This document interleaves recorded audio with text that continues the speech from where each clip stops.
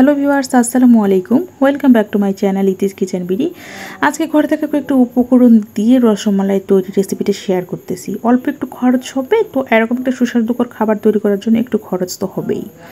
তো প্রথমে একটা বাটিতে আমি 1 কাপ গুঁড়ো দুধ নিয়েছি। গুঁড়ো দুধটা 1 কাপের কম।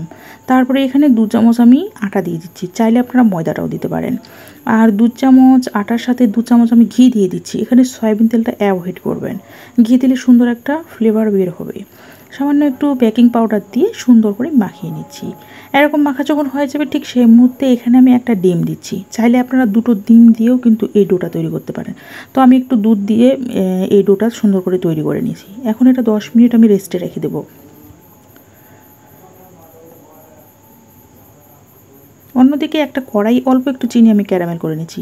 এটা আপনারা স্কিপ করবেন, এটা শুধু একটা সময় নষ্টের একটা ভেজালকর জিনিস। তো আপনারা দুধটা যখন কমিয়ে নিয়ে আসবেন ঠিক সেই মুহূর্তে দেখবেন যে দুধের মধ্যে ক্যারামেলের একটা সুন্দর কালার চলে আসে। তো ক্যারামেলটা হয়ে যাওয়ার পর এখানে দুধটা দিয়ে দিয়েছি। এরপর এটা একটু গরম করে আমি অন্যদিকে রসমালাইগুলো বানাতে চলে যাব আর কি। এই যে দেখুন 10 মিনিট রেস্টে রাখলে কিন্তু সুন্দর একটা আবরণ চলে আসে। তো একটু করে হাতের মধ্যে নিয়ে হাতে একটু ঘি লাগিয়ে নেবেন, তারপর এখন ছোট ছোট বল করে নিয়ে এই মালাইগুলো তৈরি করে নেবেন।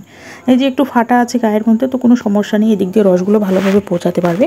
তারপর চুলাটা অন করে দিয়েছি, দুধটা একটু গরম হয়ে গেলে এখানে আমি রসমালাইগুলো দিয়ে দিচ্ছি।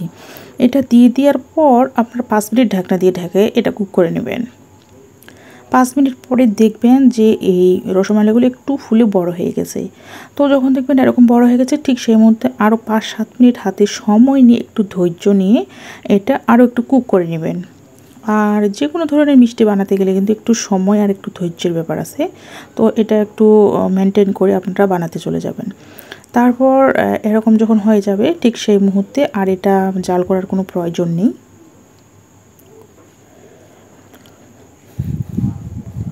অন্যদিকে একটা পাতিলে আমি 1 লিটার গরুর দুধ নিয়েছি।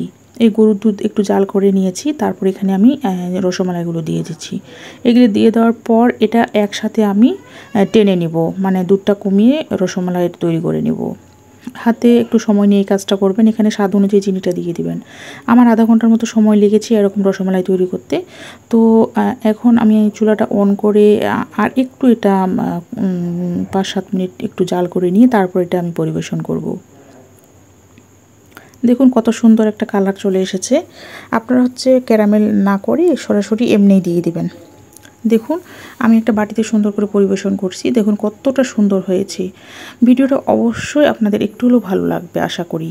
তো ভিডিও ভালো লাগলে অবশ্যই লাইক কমেন্ট শেয়ার করবেন, খাবার অপচয় করবেন না। আজকের মতো এখানে বিদায় নিচ্ছি। আল্লাহ হাফিজ।